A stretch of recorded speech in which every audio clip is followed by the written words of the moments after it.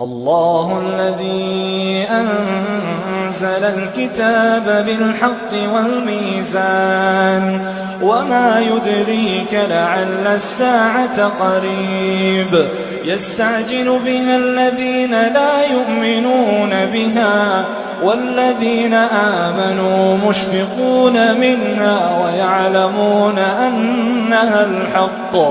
ألا إن الذين يمارون في الساعة لفي ضلال بعيد الله لطيف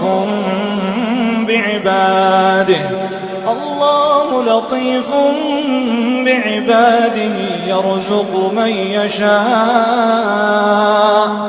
يرزق من يشاء وهو القوي العزيز من كان يريد حرث الآخرة نزد له في حرثه ومن كان يريد حرث الدنيا نؤته منها وما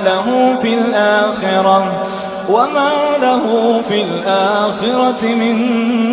نصيب أم لهم شركاء شرعوا لهم من الدين ما لم يأذن به الله ولولا كلمة الفصل لقضي بينهم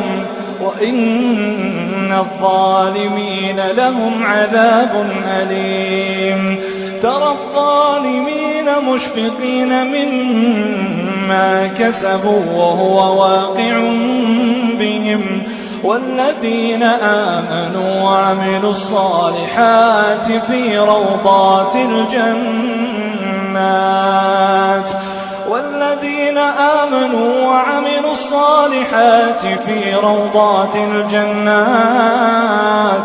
في روضات الجنات لهم ما يشاءون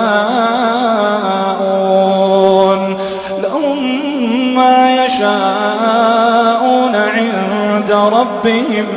ذلك هو الفضل الكبير ذلك الذي يبشر الله عباده الذين آمنوا وعملوا الصالحات